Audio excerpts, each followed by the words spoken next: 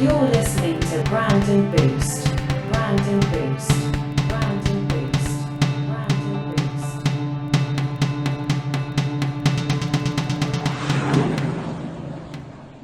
Yeah, so welcome to our podcast, our business podcast. Theo and Garvey. Yeah. Do you want to do an introduction, or do you want me to introduce you? Nah, you take the wheel. It's fine. I'll just flow to whatever your guys have got going on. That's fine. Okay, because Theo, for everyone watching, he is a filmmaker, actor, presenter, writer, artist, host of Slimehouse TV, works with HorrorCon UK, which is Britain's largest horror film convention company, and he hosts and presents their conventions. It's time to sleep in between somehow. I don't know how you do it. You're like one of the people I'm like watching. Lots of this, lots of energy drinks that are bad for you. Lots of caffeine. Yeah, the unhealthy stuff. It's all about Prime these days. Prime drinks. You got any of them? Yeah. Causing riots in Aldi. Yeah, £100 a can, whatever it might be. I'm in the wrong business. I need to be selling energy drinks to kids. £100 a bottle. Wicky wines. Anyway. So yeah, that was a good introduction. Good introduction. Sounds like you certainly do a lot of things. What came first? Where did you start? Probably just art as a kid came first, just art in general, and then that kind of filters into everything else that I do because it's all creative stuff. I'm as much as I'm self-employed and run my own business and things. That's really not my forte. I have a business because that allows me to be able to be creative and do art and things. So 100% would have been art. Drawing, painting, all that kind of thing first, sculpting, junk modeling, all that stuff, which I still do now, just on a much bigger, more developed scale, I suppose. Sure. Talk to me a bit more about what it is you do now then, especially in your art side. See, the thing is, it's like, what don't I do now? Because I am a filmmaker. I made a feature film. I'm just finishing my another movie.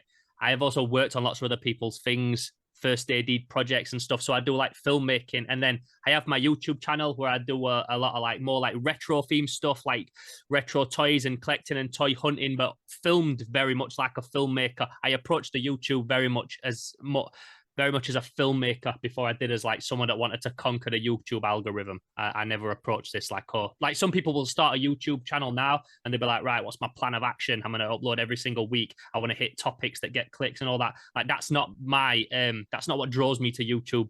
I like to make stuff and create things, and a lot of the stuff that I do, I could make the workload a lot smaller if I chose to do it more simple and didn't have intricate lighting setups and vape smoke around the feet of the toys and cameras panning and all this stuff. And at the minute I've got downstairs on my table, I'm building a whole abandoned city diorama for this toy review that I'm doing. Completely unnecessary. I could just review the toy against a black background and it would get the same amount of clicks and views if that's what you were doing it for. But I kind of make things harder for myself by always trying to push myself. I wanted the excuse to create more diorama-y stuff. So I could make things easier, but it's all very much to go back to your question, it's all very much creative filmmaking things. Everything I do, whether it's filming an interview or whether it's making a movie, I always try and approach it as a filmmaker to make it visually look nice and quality good and everything. And then however many people view it is kind of secondary to me. Nice. Well, I can see your video quality is clearly better than ours at the moment. It's not that bad. we have a long way to go, Theo. But I do this all the time. I just have my stuff set up, ready, boom, just on, ready to go at all times. So it took a while to get to a point where it looks this nice. I spent a lot of times with bad lighting and bad sound and everything for a long time. I made a whole movie doing that. Well, exactly. That was what I was going to bring on to. You sort of your low budget and how to get the best out of things. Maybe we can take some tips from our, say, very low budget setup at the moment. You've managed to make a whole film out of it. There's still a difference between low budget and no budget. Well, yeah.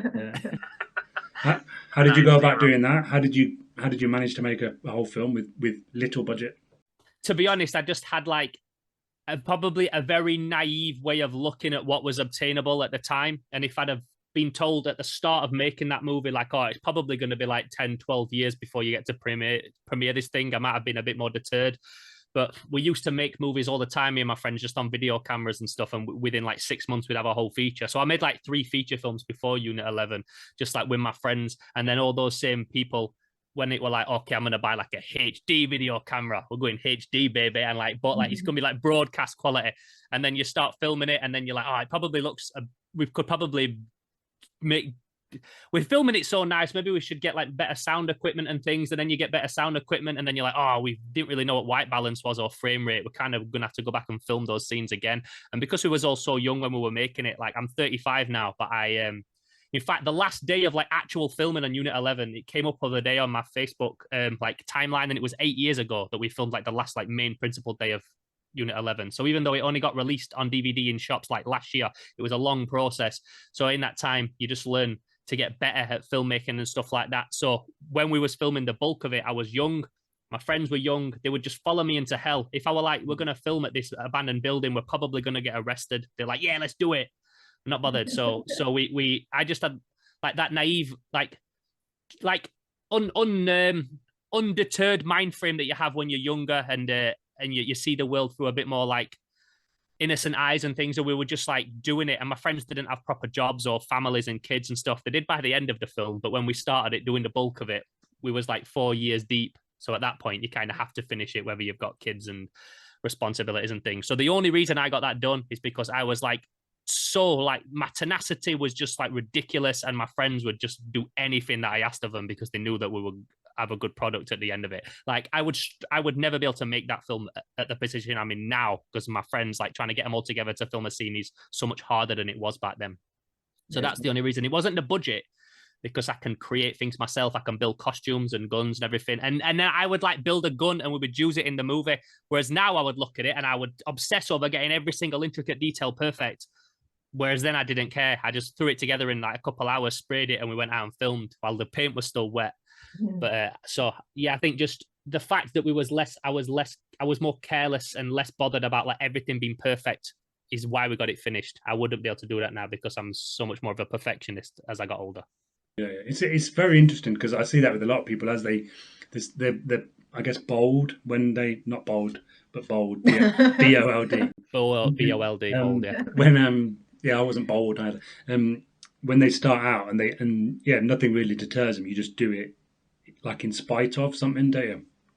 Do you think you lose something like that as you get older and a bit more mature and a bit more adult, that you can't just go about things the way you maybe used to? Absolutely, because you just get more realistic and the thing is, like, I did so much. If we're talking about Unit 11 specifically, like I did so much with that movie that did fail, and I had to film scenes 3 or 4 times because I messed the lighting up or the sound was wrong, or we chose a location where there was a motorway next to us, or we shot somebody that was unreliable that a year into the project didn't want to film it anymore, so we had to recast them and go back and film. So that's the stuff that I took away from it that makes me think differently now. So what I would write on paper then and be like, yeah, we'll just work out a way to do it, not knowing that it might have been 6 years of filming that 4 times before I got the version that I wanted. Now I will sit down and be like, okay, that's not realistic, because I know from past experience that will probably mean that we're gonna have to refilm it again. It won't be easy to do. So I'm just more realistic now. I've still got like that. I've got more creativity than ever. I've got more access to things than ever, and I've got a better skill set than I ever had before in terms of this stuff. I just see things a lot more realistic now. I would write a battle scene with like 50 people in it, and I wouldn't do that now because I know that I can't get 50 people together like I could when I was 22. So it's just a case I just become more realistic and grounded. So I'm still as up for doing the mad stuff as ever. I'm just more realistic about what can be achieved in that time frame, and utilizing people's time and the location, what we've got access to and things. So yeah, I think you definitely lose it, but not in a bad way. You're just more experienced, so you go into things with a different, more experienced mind frame that you would have when you were younger. Yeah, and like you say, you potentially got more resources, hopefully, now than you did to start with. Oh yeah, absolutely, yeah. Because we never paid for a location. We had like one car between us, like one person drove, so we'd have to like do like multiple trips for driving, and like you just, as you get older, you do have more access to stuff. You might have to pay for it. You might have to be like more lenient with people's time, or more respectful of people's time and things, and just schedule stuff a bit better. But that just makes the whole overall project run smoother than when you're just winging it or when you're younger. Sure. I was reading online about how when it was getting stocked in like Asda, was it, and compared to when you used to work there, and sort of not been able to work there any longer, How did it feel to sort of? Well, no, it was funny. I got fired from Asda. I worked for Asda for like a few weeks when I was like 25 or something, while I was waiting for another job to start. And I got fired because someone overheard me swearing, like in a work meeting, like between me and my friends, just having like a talk about something, and someone grassed us up and we got fired. So it was just funny because in that movie, I say every swear word known to man, and then my film was stocked on their shelves. So it was just like a fun full circle thing. So yeah, getting it in Asda was the thing that I was most happy about than anywhere. And it got stocked in Walmart and everywhere in like all around the world. It got stocked, but Asda was the one that was like, yeah, they fired me for swearing. Now my movie, where I say every swear word in the world, is on. They've got to stock my movie and look at my face on their shelves. Bit revenge. yeah. Like that. That's like the nice revenge. It's not like Kill Bill revenge. It's like just a nice innocent revenge. Yeah, no, it's good. So, like, you're obviously big on like YouTube and things. Is that your main platform? Do you use any other platforms? How do you find YouTube, I guess? I suppose, yeah, YouTube is like something that I've been doing for many years now. I was doing Slimehouse TV around the same time as finishing Unit 11, but I didn't understand YouTube. I'd just make something, put it up. I didn't understand algorithm, and I didn't really want to because I didn't approach it like, yeah, I want to drop something and then this, I mean, when I was first doing YouTube years ago with different channels and stuff, doing more music and things, you couldn't even really make money from it. You couldn't get like internet famous from YouTube or anything. It was just a platform to upload your stuff, and it just for like you and your people. And then it wasn't until like last year, the start of last year, where I was like, okay, I'm gonna like study the algorithm a bit more and try and hit stuff in a way that you could like potentially like pay some of your income through your YouTube channel and stuff. And it was even a good 8 months into doing that I started to then think like, okay, I feel like I'm kind of getting a grasp on it now. And now there's some videos I will upload knowing that they will get good hits because I'm covering something that I know is popular. I go to a lot of like vintage toy fairs. They always do well. So I know if I film that and I film it well and edit it well and get it out within a certain time, it'll be not only the first one that drops, it'll be the best edited, and people will go back and you'll get that content that people go back to watch over and over again. They call it like evergreen content. Some people do like news reports. They'll report on a new movie that's out and say, oh, I saw this movie, this is my review. Or a TV series, I'll review it every week. Or I don't know, the hot scoop in the toy world, whatever. And they're the kind of videos that get like that instant hit. So I do a bit of that sometimes, but I prefer the evergreen content where it might not get initial views straight away, but people will keep going back to it, like documentaries and things. So I've kind of understood now how to do the YouTube and how to grow it. It's still a slow burner because what I cover is so cult and niche. I'm not like my friend has one of the biggest YouTube channels in the world called Heavy Spoilers, a good friend of mine who I know from the music days, and he reviews all the new Marvel movies. The second they drop within a few hours, he's got like all the Easter egg videos, and it's like that. He's doing something that's really popular and he does it really well, so he knows that like there's a market there. I'm covering a lot of stuff that's like toys that only like 100 people in the world even know about them, and I'm spending 3 weeks filming them cinematically, like unnecessarily and things. So there's some stuff I drop because I know it will do well, and there's other stuff that I drop that's just a labor of love. But if it can give me a bit of income, which it does, and it pays like certain bills and things, then it makes it that not only am I getting enjoyment out of doing it, but then there's also like that kickback that makes it worth the time that I'm putting into it. Because I spent many years doing all this stuff literally for no money at all. It does show, like in your videos and things, you do get drawn in. It's your personality that really like shines, I think. So yeah, I think I've heard that like I'm not interested at all in toys, but I enjoy your videos. Okay. And what I also try and do is I try and keep them always the same vibe. So whether I'm reviewing toys or I'm going out on a hunt looking for old VHS tapes in someone's dusty old garage and stuff, I keep the same kind of music, the same kind of lighting. It cuts back to this room and it's lit the same. And even if I'm like, when I'm out, I've filmed in Italy and stuff, I don't like use Italian music to set the tone. The tone is Slimehouse. I'm just in Italy. I take the tone with me wherever I go. Like I bring my vibe to wherever I'm going. So there's some videos I'll switch off because the toy hunting in a certain country, and there's just like that kind of music, just like it's not what I'm into. So I might mute it just to see the toys because it's like playing the same like music over and over again, and it's just not my thing. Because we just all have like a preference and stuff. So I think if you keep your channel the same vibe, the ideal channel for me and the people I like to watch on YouTube, I don't care what they're talking about. I just like them and the vibe of the channel. So you could, like you, for example, here with your YouTube, you cover all different stuff, but I like your vibe. So you could be talking about one thing, drawing. You could be talking about mental health. Could be something I have no interest in or no relation to, but it's the same. But I like your vibe, and I think that's the best thing you can have with a YouTube channel. You don't want to have it so that if you review retro games, the 1 week that you review a retro toy, nobody watches because they only want the games. So I think it's important that they're there for you as much as the content, even more than the content. So you saying that is a big deal to me because that's what I always want with Slimehouse. No, I'm sure that is a good testament for both of you. Likewise, yeah. But yeah, no, that's a really valuable like set of tips, I think, in terms of like building a community on YouTube. And when I think about other videos I've seen, however random they might be, I do see comments all the time. The top comment being like, I don't usually do or I don't usually watch X, but yeah, I like you, I follow you, whatever it is. So you want them to come for the toys, but stay for me because like we said at the start of this video, I cover so much stuff. I do so many things. 1 minute I'm reviewing an old toy line, the next minute I'm interviewing a horror guest at HorrorCon, and then I'm out on a toy hunt, and then I've got lots of interests. I couldn't have just one interest on my YouTube. My brain is too stimulated by many different things, but it's always like you said, the first question, it all comes back to the art. It's creative. Whether I'm watching a movie and I want to interview the director about it, or I'm talking to someone who sculpts toys, or I'm reviewing the toys, or I'm out hunting for toys, it's all art to me. I'm into these toys because they're cool colors, they're sculpted in a certain way, they have a vibe. And whether I'm talking about a new game or an old film or whatever, it's the art to me. Slimehouse is a creative channel. I just focus a lot on toys because that's like one of the main things I'm into, but not exclusively. And you find YouTube is the best for that? Like, is there any other channels or websites that you use or platforms? In terms of me uploading, I just put on my Instagram and I do on my YouTube. And again, with Instagram, like that is a whole beast of its own. I ain't never been trying to conquer Instagram. I just upload on it because I like taking pictures. I like my feed to look colourful. There'll be I know I keep talking about toys, but there'll be like a toy that I like to light in a certain way, and I've been trying to get hold of it and take some pictures and write a bit about it, and then it again puts traffic back to my YouTube.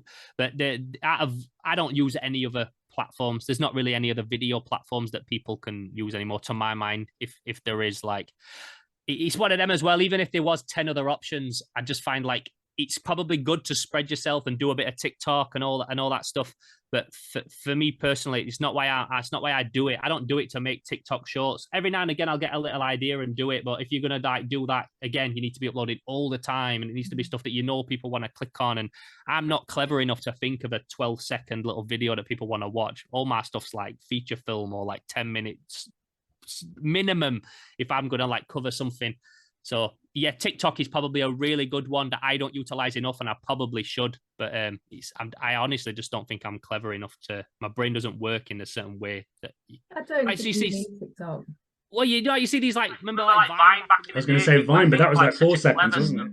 Yeah. This is because it's so clever. I'll watch it like a little reel on Instagram or a TikTok, and I'm like, oh, that's really funny, and I'll show people and send it, and I could never think of that. That's just too simple and clever. Like when it comes to design and art, when I'm drawing, and someone like hires me to design like a simple logo, I'm always like, do you know what? I don't do simple. I couldn't design a night tick or a McDonald's arch. I can't do it. I start thinking too much. My brain has too much going on to think of something simple. And it's the same for shorts and things, but which are really good now online for getting your scene. I'm just not good at them. So yeah, to answer your question, sorry to go on a tangent, it's definitely just YouTube is like the main thing for me. I definitely put all my eggs in one basket with YouTube. Whether that's a good thing or not, I don't know. But at least, like you say, you've got that community, you've got that style, you've got that look. I mean, obviously, in terms of the business, that's your brand. Well, it is your brand. I've definitely built a community, and I feel that I've built a community. And every single week, I have the same people coming back. I started watching Dragon Ball Z episodes earlier in the year. I got like sent a Blu-ray and tasked to like watch the first 10 and react to them. And I liked it so much, I kept doing it. And they only get like 400 views. They're like my least viewed things on the channel. But every single week, as soon as I drop one, it's like an instant like couple hundred views straight away, and all people in comments telling me about this and chopping it up, and it's like a community. And I've only been doing that like 5 months or something, so it shows that like it's good to have that community, them same people that want to chop it up in the comments every week and chat, and they're like, oh, I can't wait for you to watch the next one next week, I'm ready because this happens, and we want to talk about it. And same with the toys, that's like a separate community. But it seems like the way to the YouTube is the community, because a lot of the YouTube channels, even the big ones, YouTube is only like a percentage of the revenue. It's all the Patreon supporting things, and that all comes from building a community where people want to I subscribe to people's Patreon because I like them and I want to see the exclusive stuff and I want to be part of that community. That's cool.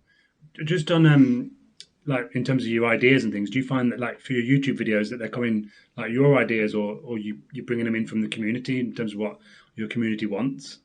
Both, because I do a Toy Talk Tuesday every single Tuesday, and there's only so many subjects I can think of.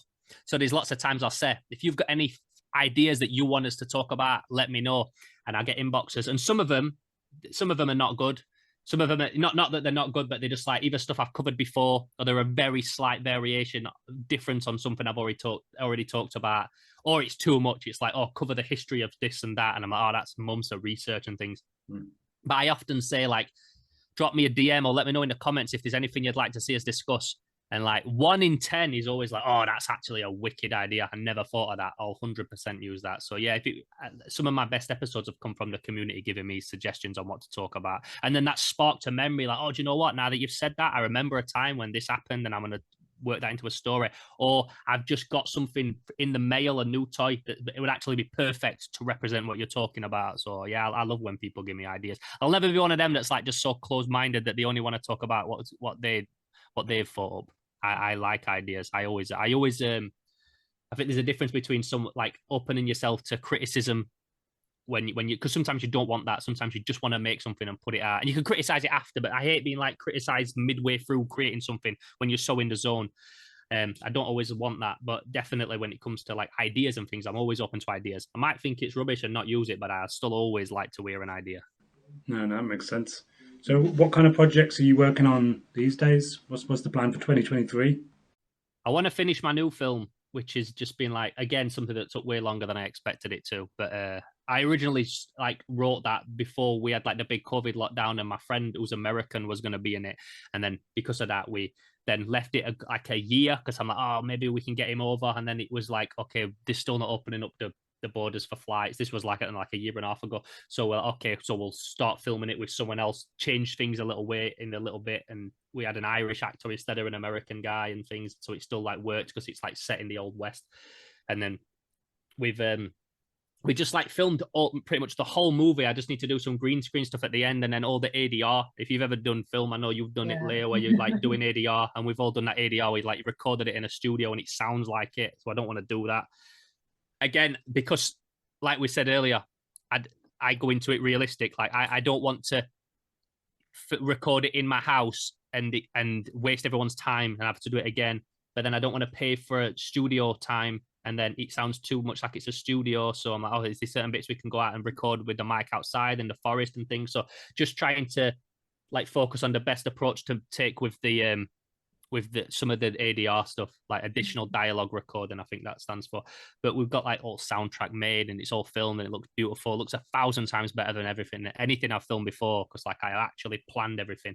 So Wendy and the Wendigo, my new film, which is only like a 40-minute, half an hour movie or something, that I want to finish this year because I want to put it in festivals and things. Just because I never had a film in a festival before. It's a Western, isn't it? It's a Western kind of sci-fi. Yeah, he never says on paper, this is a Western. It's set in America, but that's what it looks like. That's what it feels like. But it's more like like a fantasy Western. So it doesn't even necessarily take place on Earth. We never say we're on Earth, we're in America. But the way people look and talk and dress and the vibe would suggest that. But I've never said it. But it is basically like a revenge Western fantasy. And it looks wicked. It's like the first time I'd filmed with a horse and filmed on like a set with extras. We filmed in like a Western town with all like people dressed up in extras and all sorts of stuff. Like when you'll never look at it and go, they filmed that in England, because we made sure every shot looked perfect, and everyone who had an accent and everything all like worked in that period. Even like the buckles on the belts and the bags and everything, the way the stitching is on leather and everything was all like so thought out. So yeah, I want to get that done for 2023. And then also just like push my YouTube harder than ever. Now I feel like I understand what works and what doesn't. I understand that I ain't going to be dropping videos that get 1 million hits overnight or anything, but I never say never. What works now and what doesn't. Never say never. I don't think I'd want it. I think it'd be overwhelming if you dropped a video tomorrow and you woke up and it had 1 million views, but I ain't ready for that. I think I'd just carry on. I think I would. I mean, that's too much too soon. It'd be like when you're hungry and like you just want like a sandwich and someone like puts like a buffet in front of you, you're like, that's just too much right now. I needed to like work up to that. So maybe one day, but not right now. It'd be too much. So yeah, just keep pushing the YouTube, film more of the videos that I know do well, so that, because it is disheartening when you spend a lot of time and you put a video out and it's not got as many hits as you want. And I don't really know why, because you know that it's like, I haven't made something that's rubbish. I haven't made something that people don't want to see. They just didn't want to click on it right away. So it shouldn't be disheartening, but anyone would be lying to you to say that if they made like a video and uploaded it and it didn't do as well as they liked, that it didn't feel a bit like annoyed. But I just feel more like, okay, what did I do wrong? What do I do next time? Or do I just do one for myself and one for the algorithm and one for the YouTube? And I feel that's better. If I ever film something that I think, do you know what, I enjoyed doing this, I'll do some interview podcasty thing. I know that this one probably isn't going to be the biggest hitter straight away, so I'll record something to drop right after that I know is going to do better, and just kind of have that mind frame with it. So yeah, 2023 for me is just all about finishing projects that I've got that aren't finished, that I want to finish, and also just taking what I learned in 2022 about my YouTube and what works in terms of making videos like get better hits and more successful, and just carrying on with that and using that knowledge to better what I've still sounds quite a busy year. Very busy. Film. Not being busy. If I sit down and play Fortnite for an hour, I feel bad. Feel like the world's moving and I'm wasting time. So yeah, I like being busy. Drives me nuts not doing stuff.